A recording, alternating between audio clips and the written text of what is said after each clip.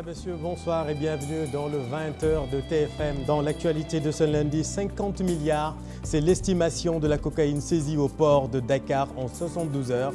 Le ministre des Finances et du Budget, Abdoulaye Daouda Diallo, s'est rendu au port pour faire le constat. Plus de détails dans un instant.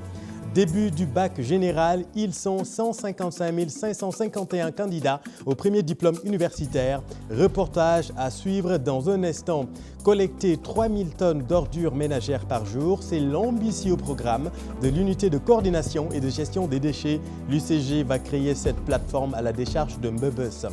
Et puis en politique, préparatif des prochaines élections locales, le montant de la caution sera fixé mercredi au plus tard selon le ministre Aly Ngouille Ndiaye. Voilà pour les titres, tout de suite le développement.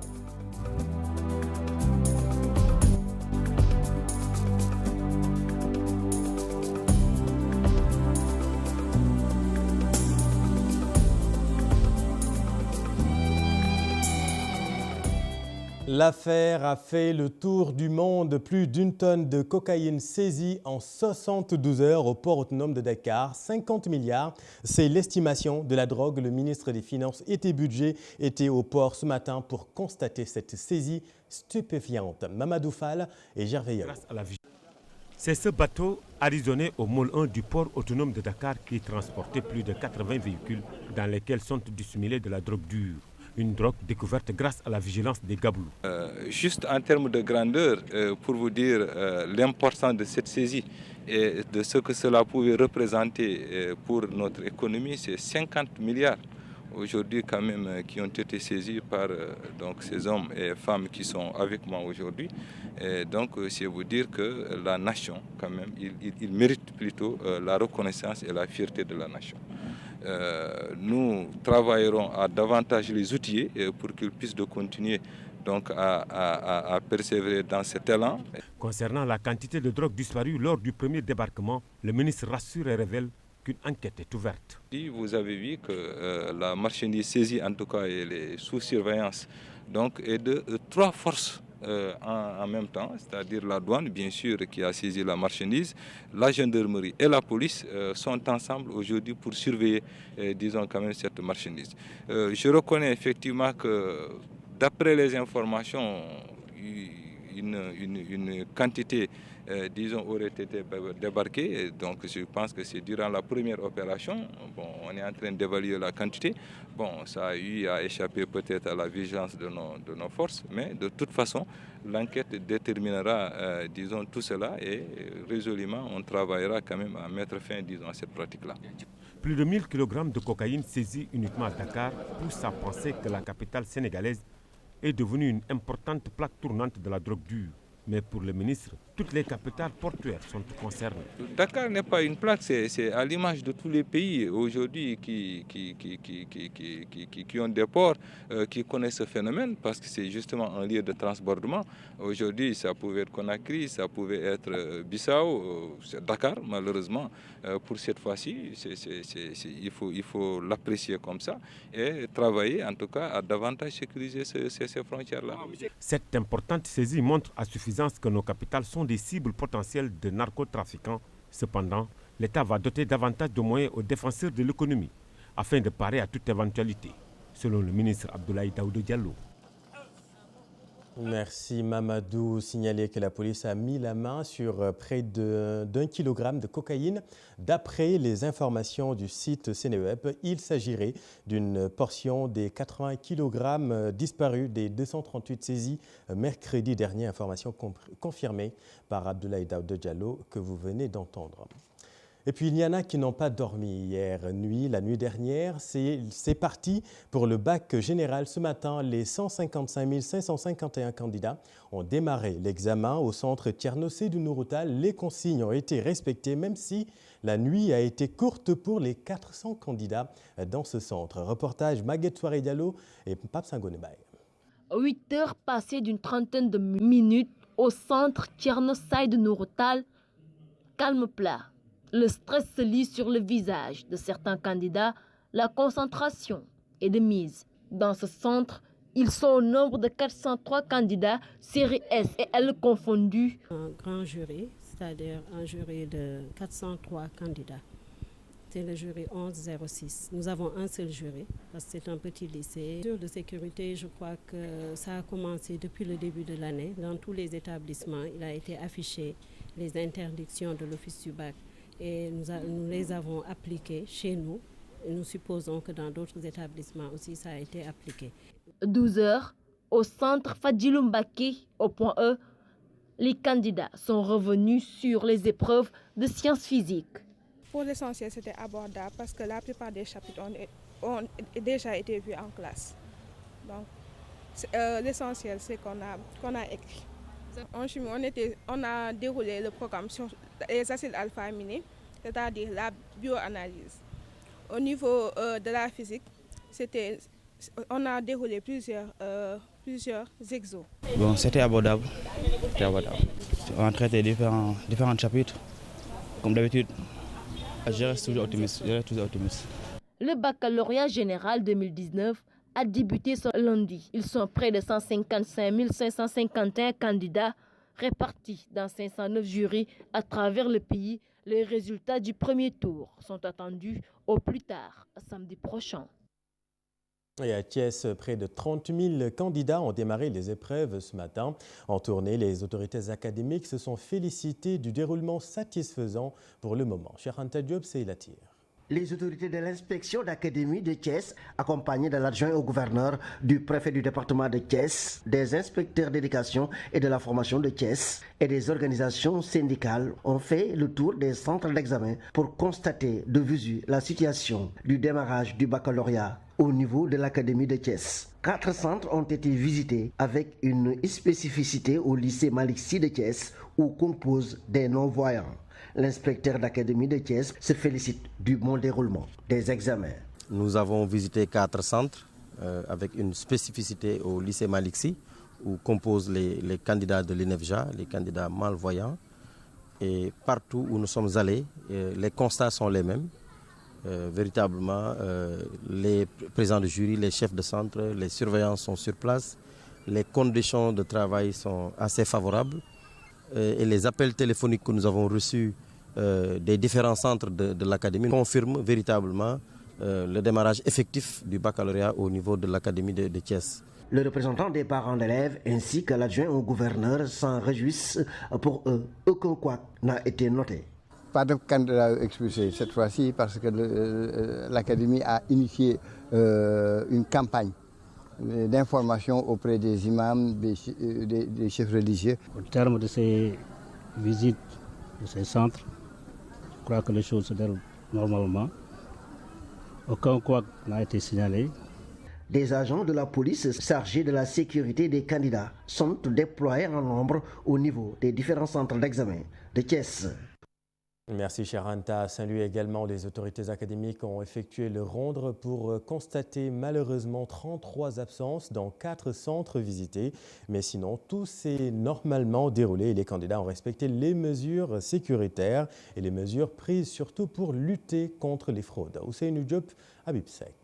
Les autorités académiques ont visité les centres témoins du lycée Ahmed Fall, le centre EFI, Bango et Ngalel. Sur place, elles ont constaté le bon déroulement des épreuves du baccalauréat et une bonne sécurisation des centres. Partout où nous sommes allés, il y a déjà un important dispositif sécuritaire. Ça, je pense que ça mérite d'être relevé et je pense que la gendarmerie et la police ont tout fait pour que les centres soient sécurisés. Dans la commune, tout se déroule normalement. Dans les 4 centres témoins, 33 candidats n'ont pas répondu à l'appel. Les épreuves ont été administrées à temps. Les surveillants sont tous présents. Les conditions pour l'administration, mais également pour les corrections, parce que la correction se fait sur place, toutes les dispositions ont été prises. Oui, il y en a au total 33, 10 à Ahmed Fall. 10 également au niveau du CRFPE.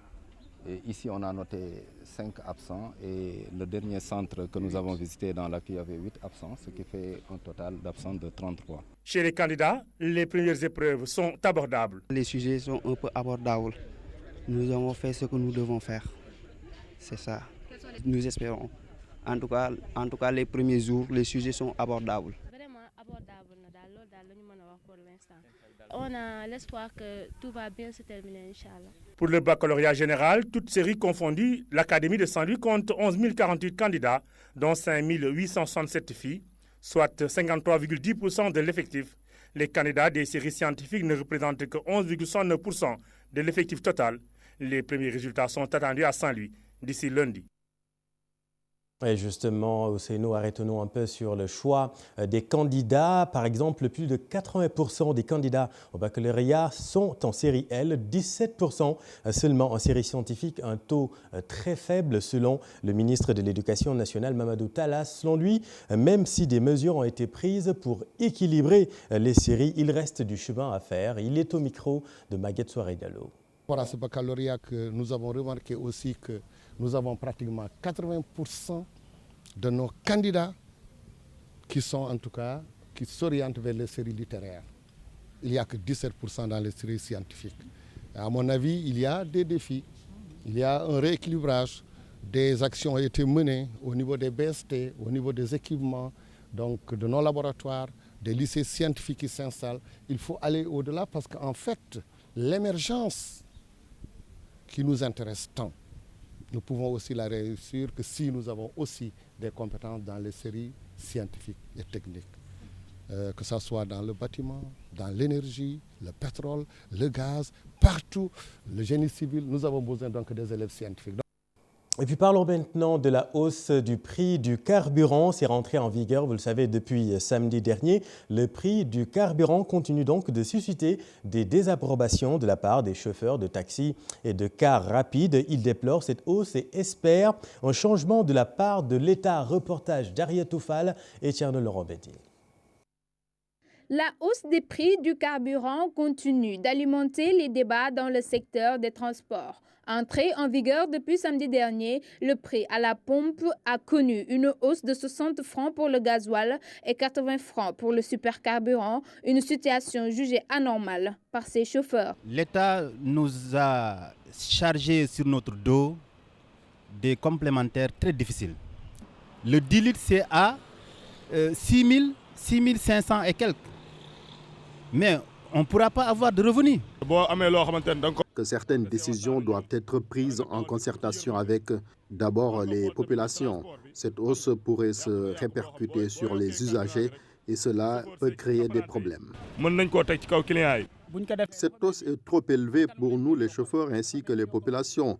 Cela va impacter sur le pouvoir d'achat des populations. Une circonstance qui pourrait bientôt impacter sur le prix du transport. C'est du moins l'avis de ces automobilistes rencontrés. Parfois, ce sont les apprentis qui décident d'augmenter le prix du transport et les clients, eux aussi, vont imposer leur propre prix, ce qui crée des conflits dans les cars. Étant donné que le prix du carburant a augmenté, beaucoup vont essayer d'en tirer profit et augmenter le prix du transport au détriment des usagers. Ces automobilistes s'indignent de cette augmentation et appellent l'État à revoir les tarifs pour bien réguler le secteur des hydrocarbures. Et justement, Diarieto, les consuméristes abondent dans le même sens que ces automobilistes. L'une des conséquences de la hausse du prix du carburant sera l'évolution du prix du transport. C'est l'avis de Momat Sissé de l'Ascosen. Selon lui, il faudra bien surveiller les tarifs du secteur. Il était l'invité du Trésor. Nous avons constaté avec amertume qu'il y a une augmentation sur le carburant, et notamment le gasoil et l'essence, le super. Heureusement que sur 13 rubriques, 13 articles, il n'y a que 2 qui ont connu des hausses. Et on a eu quand même à préserver le gaz butane. Et ceci est important. Mais en tout état de cause, il est toujours possible que l'État protège le consommateur au lieu de l'exposer. Ce qui a été observé de 60 francs et 80 francs ne peut pas faire une hausse sur le transport. Et tant que le transport est maîtrisé, l'impact est nul.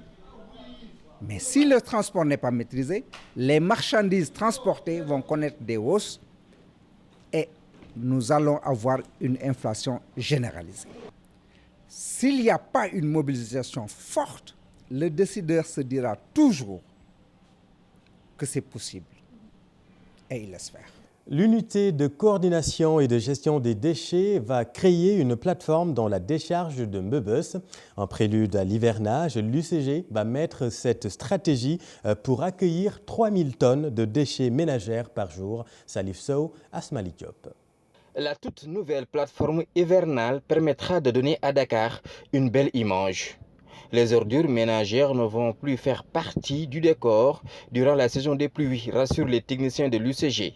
La plateforme occupe 4 hectares des 114 de la décharge des ordures à ciel ouvert. Nous allons recevoir au moins plus de 300 véhicules. 300 véhicules par jour. Oui. Parce que jusqu'à la fin de l'hivernage. Donc pendant 3 mois, on sera là avec plus de 300 véhicules par jour. Et pour aller plus vite, Mbebes, la bombe écologique, sera dotée d'un deuxième pont bascule. Je dis que c'est le seul pont au Sénégal qui a un turnover de 300 rotations par jour. Donc ça impacte quoi? Ça impacte un peu la nature même du pont et ça impacte un peu le rythme, la cadence d'avancement des travaux. Pour pallier à cela, nous avons entrepris de mettre en place un nouveau pont bascule. Je dirais que c'est pour la première fois qu'on ose espérer avoir simultanément le fonctionnement de 2 ponts bascules à Mbebes.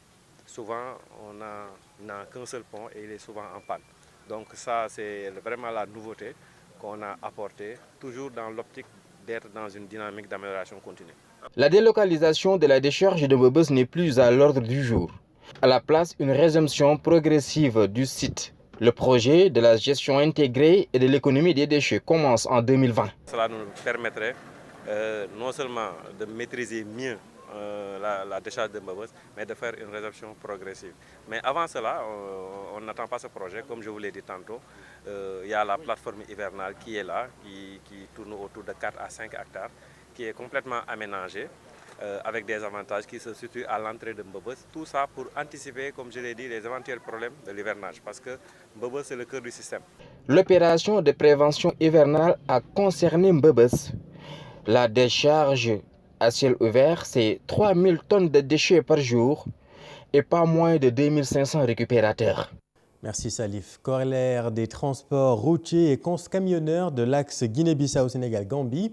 Ils étaient en conférence de presse pour dénoncer leurs conditions de travail qu'ils jugent inconfortables, suivant les explications de Ousmane Thiam. Il est leur porte-parole avec Boubacar Diassi. Les opérateurs économiques et transporteurs propriétaires de leurs voitures, qu'il y a eu des problèmes au niveau de la Gambie, je ne peux pas acheter ma voiture, acheter ma marchandise. Et pour pouvoir transporter ce marchandise, ces éléments gambiens te disent que tu ne vas pas les transporter. Ça veut dire quoi? On dit la libre circulation des personnes et des biens est valable partout dans le monde. Et ce transport, c'est un transport international dont la CEDEAO est en train de couvrir. Ce n'est pas du tout normal que ces transporteurs, opérateurs économiques, détenteurs de leurs propres moyens, il y ait des gens qui leur enclavent de travailler. À qui s'adresser? On est au Sénégal aujourd'hui, chez nous, en attendant, tout en sachant ce que l'État gambien et l'État sénégalais va décider à cet égard. Je pense bien que la libre circulation des personnes et des biens est une obligation totale partout dans le monde. Donc on attend l'autorité identique de régler ce problème. En Gambie, ils ont touché toutes les branches. L'ambassade du Sénégal a été touchée. Les autorités du transport gambiennes ont été touchées et le cas n'est pas réglé. Donc maintenant, il est temps qu'on règle ce problème. Et puis 4 restaurants sommés de quitter les lieux au virage de Ngor. Pour cause, la zone est dite zone maritime. Mais les propriétaires de ces restaurants disent niet à la DSCOS et demandent à l'État d'arbitrer ce différend. Suivons l'un des restaurateurs, Boubacar Laïchao, avec Mohamed Samb. Moi, je suis là, ça fait bientôt 40 ans. J'ai eu des problèmes avec ces Libanais. Il a amené un titre foncier en me disant que le terrain m'appartient. J'ai dit, mais yo, tu es venu me voir, me dit qu'il faut que je te vende mon terrain. J'ai refusé. Et aujourd'hui, tu m'amènes des papiers, tu me dis que ça t'appartient. Qui t'a fait ces papiers? Ces papiers ne sont pas valables. Donc là, il ne devait pas m'emmerder comme ça. Hein? Moi, je ne suis pas venu bizarrement comme ça pour installer, pour faire des choses, machin, dire que ça m'appartient. Ça m'appartient. C'est que quand même, avant qu'il lance des sommations comme ça, il faut qu'il se renseigne quand même. Parce que là-bas, il n'y a que des jeunes. Hein, le commandant, le capitaine, tout ça, là, il y a des jeunes. Ils ne connaissent pas l'historique de ce terrain. L'appel que je lance aux autorités, qu'ils nous respectent un peu, nous les Lébous, qu'ils nous fassent nos papiers, parce que je ne suis pas le seul. Même au niveau des Almadies aussi, il y a des gens qui ont des petites buvettes comme ça, hein, des restaurants comme ça. Ils ont fait des demandes, ils n'ont pas eu de réponse, ils n'ont pas de papier, ils n'ont rien du tout. Alors il faut qu'ils régularisent tout le monde et que tout le monde a la paix. On ne cherche pas à machin. Et puis l'actualité politique, Aly Ngouille Ndiaye donne rendez-vous aux partis politiques après-demain, mercredi, pour fixer le montant de la caution pour les prochaines élections locales. Certains leaders parlent déjà de manque d'organisation de la part du ministère. Le Parti démocratique sénégalais insiste sur le respect de la date de l'élection, c'est-à-dire le 1er décembre prochain, qui était prévu jusque-là, suivant Maïmouna Ndiaye et Jafar Abba. 2 heures autour d'une table pour déterminer le montant de la caution pour les élections locales. Au terme des discussions, le ministre de l'Intérieur donne rendez-vous à la classe politique le 3 juillet prochain. On doit fixer la caution le 3, mais naturellement, comme j'ai dit, la discussion continue au niveau du dialogue national. Et je pense que l'esprit qui a prévalu ici va continuer pour qu'on puisse ensemble trouver des consensus. Amsatou Sow Sidibé se dit outré. Pourquoi on tient tant dans un cadre qui n'est pas encore bien organisé? On tient absolument à régler le seul problème de la caution qui fait sortir beaucoup d'argent. Je veux savoir où ça va. Et je pense qu'avant de régler la question de la caution, il faut régler la question du parrainage. C'est extrêmement important. Le Parti démocratique sénégalais fixe pour sa part 2 propositions. C'est le respect strict du calendrier républicain, c'est-à-dire la tenue des élections à la date échue, c'est-à-dire la date du 1er décembre 2019. Le deuxième point, c'est l'observation des dispositions du Code électoral, qui stipule notamment sur le chapitre concernant les parrainages, que les élections locales doivent aussi être parrainées. Avant le 3 juillet, ces partis et coalitions politiques ont la possibilité de discuter ensemble et trouver un consensus conformément au code électoral. Merci Maïmouna. L'affaire Petrotim a relégué au second plan le dialogue national lancé, souvenez-vous, le 28 mai dernier. Le scandale présumé de 10 milliards de dollars a clairement chassé de l'actualité la concertation nationale initiée par le chef de l'État. Comment redonner du sens et de la crédibilité à ce dialogue, suivant un des représentants du FNR, Moussa Martar Sourang, interrogé par Maïmouna Ndiaye. Le dialogue, nous battons au sein de l'opposition pour la question du pétrole. Nous avons été d'ailleurs les premiers à en parler. Depuis 3 ans, on ne nous a pas entendus. On ne nous a pas écoutés sur cette question-là. Vous savez très bien que nous avons une position, nous avons marché. Même les images qui sont sorties sur la BBC, c'était des images de manifestations de l'opposition à l'époque. Donc c'est une question qui est très importante pour nous. Nous sommes à côté présents au niveau de toutes les manifestations qui sont organisées. Comme vous le savez d'ailleurs, dans les jours à venir, nous avons un plan d'action que nous allons dérouler sur cette question précise. Nous avons décidé de même fédérer créer une jonction entre les différentes forces qui sont en lutte sur la question des ressources naturelles. Donc, sur cette question-là, nous sommes très à l'aise. Maintenant, évidemment, il faut qu'une chose soit très claire. La question du pétrole, nous mènerons le combat, mais nous mènerons également le combat pour des élections indépendantes, pour des élections libres et transparentes. Et puis un mot de culture avec le festival Cinéma 48, rencontre des films musicaux de Dakar. Le festival se tient à la place du souvenir africain et au Arc. L'objectif est de redonner aux musiques noires telles que le jazz et le reggae ses lettres de noblesse. Aïssa Toupaï et Tierno Laurent Médi. Cinéma 48. Rencontre autour du film musical, un festival premier du genre. On va vers d'autres genres musicaux, mais aussi vers d'autres disciplines artistiques à travers cette initiative que nous dénommons initiative Art et Culture en Mouvement. Ce festival 48 heures, les rencontres du film musical, est la deuxième étape, puisqu'on l'a démarré le 30 avril à travers la célébration de la Journée internationale du jazz. Ce sont des documentaires tournés autour de la musique ou autour des musiques. Il faut démarrer par un genre musical précis. On en a choisi 3, le reggae, le jazz et le blues.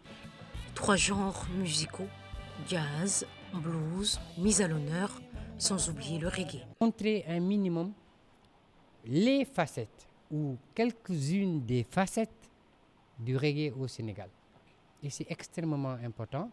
Donc, comme on le dit, Cool Vibes, on va jouer l'occasion de montrer aussi un minimum ce que peuvent faire un homme et une femme, si c'est vous et moi. Diverses activités au menu. On va projeter des concerts de Alun Wade, de Marcus, concerts à Nairobi, à Varsovie, en Pologne, à Paris et aussi à Saint-Louis. 48 heures durant lesquelles conférences, projections, concerts vont rythmer le festival, programme riche et varié. Sud FM, Sen Radio, si ce slogan vous est familier, c'est normal puisque voilà 25 ans que vous l'entendez sur les ondes de la Sud FM. Aujourd'hui, la première radio privée du Sénégal fête un quart de siècle d'existence. À l'époque, l'apparition de Sud FM était une vraie révolution. Reportage Mambiram Diouf, Gervais Yao, ces petits vénards ont participé à la fête. 25 ans d'existence célébrés ce 1er juillet pour l'ex-directeur des programmes et ancien directeur général de la radio de 2001 à 2004. Sud FM, c'est toute une histoire pour le meilleur. C'était une avancée extraordinaire. Parce que ce qui est le plus important, c'est quand le journal ou la radio quitte les lemmes de la fabrication et arrive dans l'air pour que les auditeurs l'écoutent. 1er juillet 1994, la mise en onde des programmes. 12 mars 1995, inauguration officielle par le président Abdou Diouf. Autant de dates, des événements marquants vécus dans le professionnalisme et l'engagement. Le procès de Mersey, qui s'est déroulé au cours du mois de septembre 1994, qui a été remarquablement relayé par la radio, c'est la première fois qu'on a assisté à un événement pareil au Sénégal. Deuxième élément extrêmement important, le coup d'État contre Daouda Kairaba Diawara, où on avait réussi à placer un journaliste sur le bateau qui convoyait Daouda Diawara vers Dakar, après l'arrivée des militaires au pouvoir. Sans compter les 3 jours qu'il a passé là-bas à expliquer comment le coup d'État s'est déroulé, c'était magnifique. Et enfin, une 4e date, c'était les élections de 1996. Aujourd'hui, on parle de radio et de télévision, radio-télévision en matière électorale, mais la vérité, c'est la radio Sud FM.